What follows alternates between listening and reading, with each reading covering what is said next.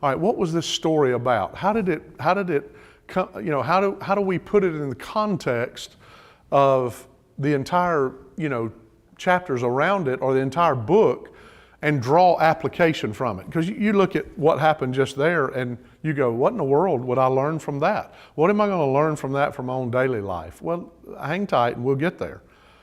Verse 12.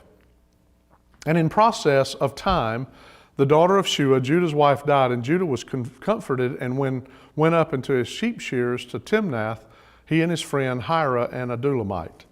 And it was told Tamar, saying, behold, thy father-in-law goeth up to Timnath to shear his sheep. And she put her widow's garments off from her, and covered her with a veil, and wrapped herself, and sat in an open place which is by the way to Timnath. For she saw that Shelah was grown, and she was not given unto him to wife. When Judah saw her, he thought her to be a harlot, because she had covered her face. And he turned unto her by the way, and said, go, I pray thee, let me come in unto thee. For he knew not that she was his daughter-in-law. And she said, what wilt thou give me, that thou mayest come in unto me? And he said, I will send thee a kid from the flock. And she said, wilt thou give me a pledge till thou send it? And he said, what pledge shall I give thee? And she said, thy signet and thy bracelets, and thy staff which is in thine hand. And he gave it to her, and came in unto her, and she conceived by him. And she arose and went away, and laid her veil from her, and put on the garments of her widowhood. And Judah sent the kid by the hand of his friend the Adulamite to receive his pledge from the woman's hand, but he found her not. Then he asked the men of the place, saying, where is the harlot that was openly by the wayside? And they said, there was no harlot in this place. And he returned to Judah and said, I cannot find her. And also the men of the place said that there was no harlot in this place. And Judah said, let her take it to her, lest we be shamed. Behold, I sent this kid, and thou hast not found her. So Tamar tricks Judah. Now let me tell you, Judah was not innocent in this. We need to know that. Tamar tricked him. I mean, she didn't show her face, must have not shown her face even during the fornication act. And so, when she took her veil off and was wearing what she normally would to show that she was a widow, there was no way he would have known, and nobody else would have either. But Judah was still not right in this. In the course of time, Judah's wife had died, and Shelah grew up. But Judah did not give him to Tamar as he had promised. And so when Tamar learned Judah was going to Timnah to shear his sheep, she disguised herself, and she waited by the road. And when he came by, he hired her and gave his signet a cord and his staff, and sort of as collateral until he could send her a goat from his flock. And Judah slept with the prostitute, and she becomes pregnant. Tamar becomes pregnant. He did not discover the prostitute was his daughter-in-law, so he didn't know it. So that's that story, and we're going to put that together with the first 11 verses, and we'll come up with some applications. How do we apply this to today?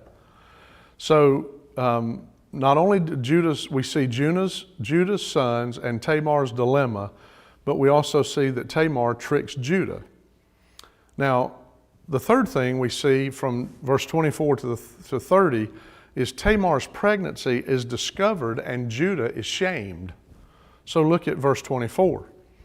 And it came to pass about 3 months after that it was told Judah, saying, Tamar thy daughter-in-law hath played the harlot, and also, behold, she is with child by whoredom.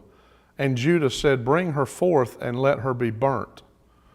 That's pretty strong punishment, isn't it? Okay? When she was brought forth, she sent to her father-in-law, saying, by the man whose these are, am I with child? And she said, discern, I pray thee, whose are these, the signet and the bracelets and the staff. And Judah acknowledged them and said, she hath been more righteous than I, because I gave her not to Shelah my son, and he knew her again no more. And it came to pass in the time of her travail that, behold, twins were in her womb. And it came to pass when she travailed that the one put out his hand And the midwife took and bound upon his hand a scarlet thread, saying, This came out first. And it came to pass, as he drew back his hand, that behold, his brother came out, and she said, How hast thou broken forth? This breach be upon thee. Therefore his name was called Pharez.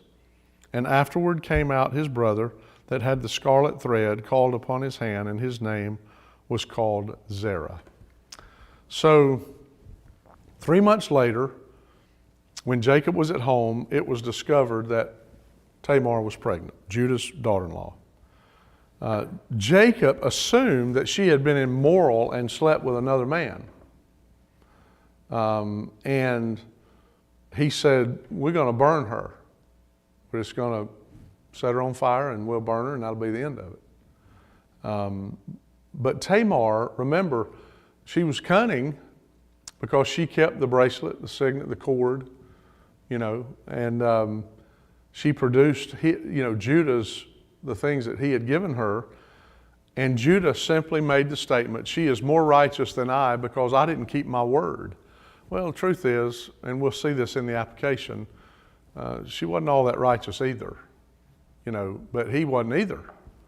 And so Tamar gave birth to twin boys and called them Perez and Zerah. So it's not a hard story. It's almost like you're just reading a chapter out of a book, out of a novel. So you look at that and you go, boy, that's uninspiring. But there's some really good truth here that I think we can apply even thousands of years later. So think about this. Think about when Jacob is going to burn Tamar. Here's one lesson we can learn. Don't be a person who is quick to point out another person's sin without addressing your own. It's a great truth. Jesus said it this way. Take the plank out of your own eye before you get a speck try to help somebody with a speck in their eye. Now think about what kind of difference that would make in our world if everybody practiced that. If everybody just said, I'm going to first take care of myself. You know what I think Jesus was really saying? If you'll work on the plank that's, because he called it a beam. He said, why are you so worried about the speck in somebody else's eye when you got a beam hanging out of your own eye? Think about what kind of difference, even in the church family, because we're human beings. When we all come together, we might look good on Sunday, but we're not all that we're cracked up to be sometimes. We struggle.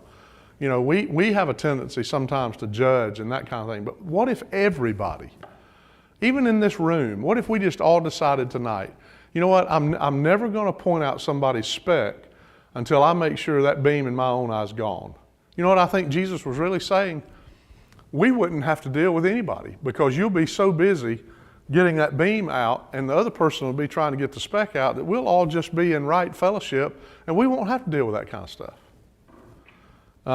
So we got to be very careful to not be quick to point out other people's sins. And he didn't say, remember, and notice the application. It didn't say don't address the sin. It said don't address the sin without addressing your own. There is a difference. We should never, look, I think far too long. And I will say this, and I know sometimes I'm responsible. When I think back over the churches I've pastored, there were times that I know, looking back, that I should have started the process of church discipline. But here's what we do today. Oh, that's just them. Just ignore them. I think it's one of the reasons churches are sick. We've ignored sinful people that cause discord in the church. We've ignored it. We think, well, you can just look over them, or, I'm going to be honest with you. I don't know too many churches I don't know too many churches today that would actually vote somebody out of the church. And yet it's biblical. Especially with unrepentant sin. Now, that doesn't mean you bring up somebody on church discipline for every little sin. It's got to be a sin that's, something that's hurting the testimony of the church or is causing discord in the church. But I think there are probably things over the years, even our own church, that would have been very appropriate to go to somebody for the pastor or a deacon or a church member or a friend. Never says the pastor or the deacon has to do it. It could be somebody, because they don't always know. Everybody knows, probably somebody, whoever it is, that we ought to be able to go, brother or sister, you're sowing discord. You're living in sin, open sin, and here's a chance for you to repent. And if they don't, you take somebody with you. Give them another chance. And if you don't, the Bible says take it to the church and say, look, this is the procedure we've gone through, and we need to know. Now, I don't think you have to do it boom, boom, boom. You got to give people, God's long-suffering. We can be long-suffering. Let the Holy Spirit have time to work. But I will tell you, I believe one of the things that the Lord's going to find in His church, at least in the West, and the little bit I know about Western culture, He's going to find an impure church because church discipline has not been exercised. And we chalk it off to that's just their personality. Since she's not here tonight, I'll use my wife as an example. We had a lady in our church that was one of the biggest gossips we've ever known. And it's not always a lady, by the way. It just happened to be this time. So ladies, I'm not picking on you. Men can gossip with the best of them. But the lady was just constantly coming to Annette and talking about people in the church. And one Wednesday night, or maybe it was a Sunday morning, the lady was up here, Annette was getting ready to play the piano, and she went off on somebody. And Annette grabbed her arm, just gently, and said, come on, this person is right back here. Let's go talk to her. And that lady jerked away. She said, I'm not talking to her, but I'm going to tell you, she never came up to Annette again. Sometimes we can stop that stuff in its tracks. And that's a success story. We hadn't always been successful, because sometimes we've been guilty of going, that's just who they are. We need to overlook it. But there's sexual sin in churches that don't get dealt with. Can I just use an example? And I don't know who will be watching tonight. I don't think too many people watch on Wednesday nights, but can I just tell you, we cannot afford to ignore sexual sin in the church. Just can't afford to do that. And the truth is, one of the things I love about church discipline and about us being able to keep ourselves in a position to deal with things when they arise is that God always put it out there so that they would return or that they would repent. His purpose was not to put them out of the church forever. But listen, I've seen it when it turned people away from God, but I've also seen it work. And I was a young associate pastor when I watched it work with voting a member off the church roll, and it wasn't too many weeks. They were back at the altar weeping and getting right with God because they missed the fellowship of the church and with God's people. That's the purpose. But we've got to have courage to be able to confront each other in love, speaking the truth in love when that kind of thing is happening. So remember, if we're going to point out people's sins, you got to be right in your own spirit and make sure that you address your own sin. Here's another one. Here's another application. Judah was quick to demand a punishment for the sin he assumed Tamar committed. But he failed to address his own sin of withholding his son from her, which he had promised. Now, it's just easier. Would you admit tonight, I'm not asking you to really admit it. I'm saying, wouldn't you admit with me tonight that it's a whole lot easier to point out everybody else's weaknesses? I mean, it just is. We don't like to look in the mirror. It's just easier to point everybody else's sin out. It's natural. It is a fleshly thing. And especially when we, pray that the Lord will deal with it, and yet we don't even see our own sin. And I think what we have to look for in our own lives is, Lord, am I wishing something on somebody for you to deal with them? And would I wish that same thing on me if the tide was turned? Now, we're not talking about ignoring it again, But the purpose here is to do this with integrity. And I think that's extremely important, is to do it with integrity. He didn't, there wasn't any praying for punishment over his sin. But boy, he was ready to, he's ready to burn her. That's a pretty stout punishment. And then the last, application, and maybe you have some more. It's usually easier to see other people's shortcomings than to see our own, but we need to be conscious of our own weaknesses if we want to avoid playing the hypocrite like Judah. I think all that, I think all that is the application lessons here is just almost like a self-awareness. Are you aware? When's the last time, this is what I like to call it, when's the last time you did an inventory of your life? And I'm not talking about your job or anything. When's the last time that you did what the psalmist did and said, search me, O God, and know my thoughts, try me, and see if there's any wickedness in me? It's a powerful prayer, and it's one that you've got to be willing, and I've got to be willing to face the answers when He shows it to us. It's not easy.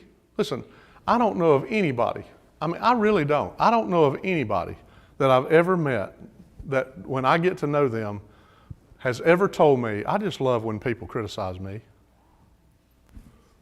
I don't know anybody. I just love when people point out my sin. I don't know anybody like that. And I think that's the reason that we've got to do that ourselves. By the way, it's easier for you to deal with your own sin than it is to have God deal with it. When the Bible talks about humble yourselves under the mighty hand of God, there's two ways to stay humble before God and right before God. You can humble yourself, or God can humble you. And I'd much rather choose the first. I'd much rather humble myself before God and deal with my own sin and my own shortcomings and my own failures. And the truth is, one of the best ways we can do that is just sometimes remind ourselves, even though God knows it, just say, Lord, I know I'm a sinner. But we don't need to be like the publican and say, or the man that Jesus dealt with that said, man, I'm glad I'm not like them. And Jesus rebuked him. So, I'll be honest. This is an ugly story.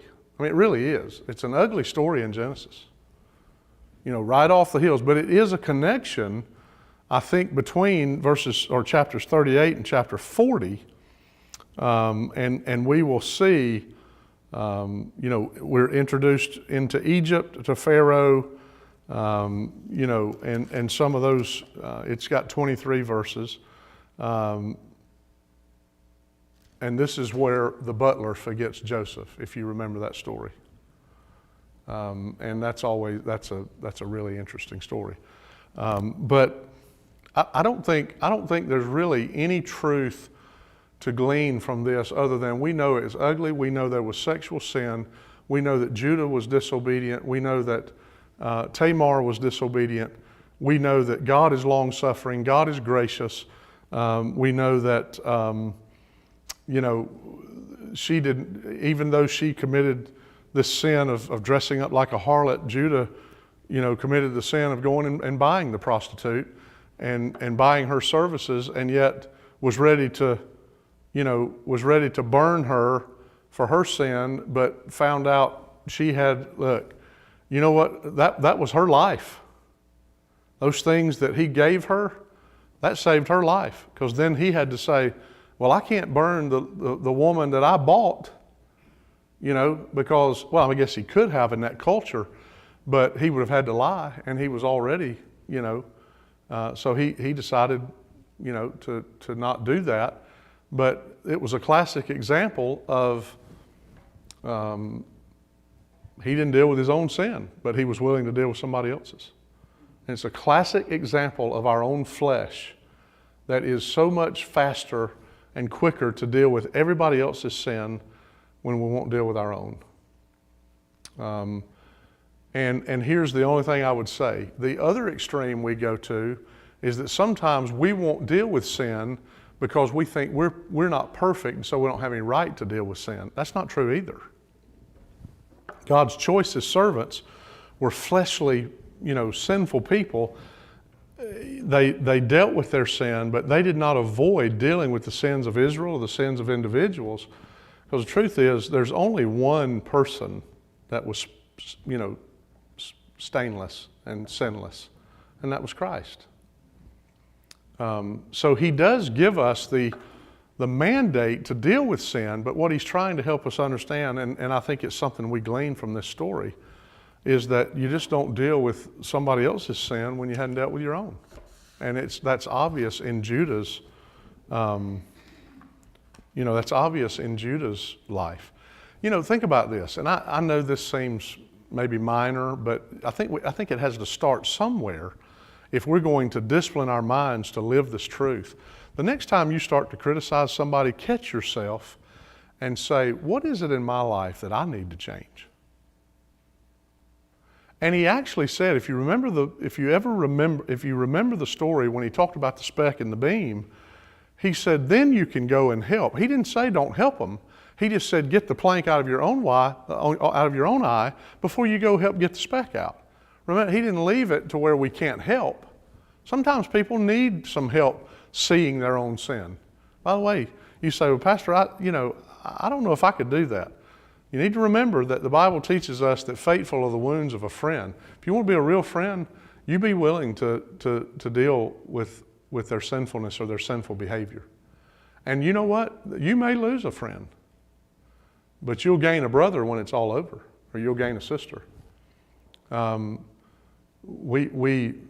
by the way, I don't want you to go out tonight on a crusade to identify everybody's sin. That's not what I'm looking for you to do. I'm just looking for you to, first of all, and me, to go, Lord, open my eyes to my own shortcomings.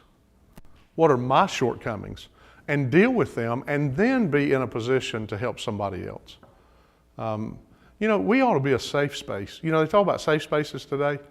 During the election of 2020, they were making safe spaces, or 2016, bringing in truckloads of Play-Doh for people that was upset that President Trump got elected. And they called those safe spaces. It was just crazy. But the church ought to be a safe space. Church ought to be a safe space. We ought to be able to talk to each other like brothers and sisters and help each other. Do you remember when Paul was writing, I don't know if it was in Philippians, I can't remember, it may have been in Philippians, where Syntyche and Euodias, I guess they were arguing. The two women in the church, they were arguing. And what did Paul do? He didn't just blast everybody. He didn't even blast them. You know what he said? Hey, help those two women get past this. He was calling on the church people to help them. He didn't tell them to go stone them or condemn them. He just said, somebody help them. Sometimes when things like that are going on, the rally of the church needs to be, we need to help them get along. We need to help them with their sin. We need to help them with a strained relationship. We need to help them. Now you got to have two people that are willing to do that, or how many ever people it is. It's the same thing in a marriage. It's hard to help a marriage where one of them don't want any help. But we can. And by the way, all conflict is not sin. There are times to divide. We see that with Paul and John Mark. There are times that you can part as brothers and sisters and go, you know what, we're not a safe relationship for each other. We'll be cordial and we can be kind, but it's not a good fit. I don't think that every conflict is sinful, but it must have been in that church because it was causing discord among the whole church, and it was noticeable. And so Paul said, just help these ladies, help whatever's going on with Euodias and Syntyche, help them. That's all he said. He didn't make a big deal about it. He just challenged them to come alongside and help them. If you raise children, you probably had to help your children with that with school-age friends, right? Come home and one day they're their best friend, the next day they hate each other. And you have to deal with that. We go through that as adults. We go through that as adults. Best friends, and then something happens and you're not best friends anymore, and something happens and you're friends again. We have all those kind of things. And those are a little different items, but I think they fit the same thing. But something this serious, we hope we never have to deal with that stuff. Just the immorality, we do have to deal with it, just in a different way. And part of I don't mind, part of my job as a pastor is to protect the flock. And when I know it, I have a responsibility to deal with it. And I will tell you this, if you know it, you have a responsibility to go to them as well, or you have a responsibility to let the leadership know if it's something that is hurting the cause of Christ or the testimony of the church. And that's not easy to do, because we don't want to be what? Tattletales, right? It's not being a tattletale, it's keeping the purity and the integrity of the church. And as long as we do it biblically, and that's what was not happening here. Judah, Jacob, all of that, Tamar. And remember, it doesn't matter that Tamar enticed him. We don't even know that Tamar did entice him. We just know she dressed up like a harlot, and that Judah went and approached her. He could have passed on by, so he wasn't innocent. But when it came down to it, he was guilty and was going to, when you get confronted with your own sin, you change your attitude toward others, and that's something that we can glean from this passage. Did anybody else get anything else out of it besides that? These Old Testament narratives, you really have to look. I feel like Barney Fife or Foster Brooks up here with, I probably shouldn't say that on live TV, but I feel like that episode where he had those hiccups when they were trying to make him taller and bigger. I promise you, those of you watching online, I have not had anything to drink. I promise you. So, but anyway, anybody else? Y'all are so talkative tonight. No, just don't give up on Old Testament narrative. And if you need to understand more, we usually can't cover more than one chapter. And so, read ahead, and you may get some context to it, and it just sort of flows. And you're going to see that a lot in 39 through, did that just come on? In 39 through 50. That sounds like the microphone just came on. So, all right. All right, 7:29. Let's stand together and we'll dismiss in prayer. And for the sake of not hiccuping through the prayer, I'm going to ask Marshall if he'll pray for us and close us out. Father, Lord, we thank you for the opportunity and privilege to come worship and learn.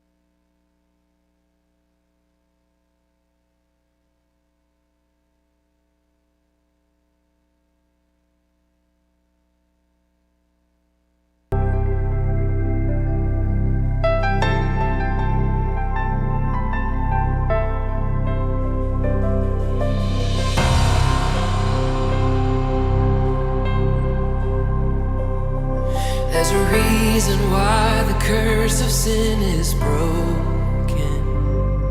There's a reason why the darkness runs from light. There's a reason why we stand here now forgiven. Jesus is alive.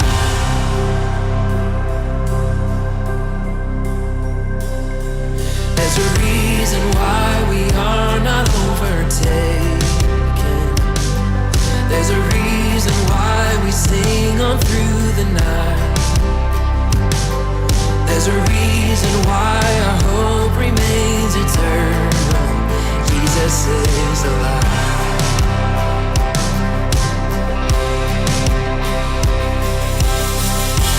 Praise the King, He is risen. Praise the King, He's alive. Praise the King, death's defeated. Hallelujah, He's alive. Hallelujah, He's alive. There's a reason why our hearts can be courageous. There's a reason why the dead are made alive. There's a reason why we share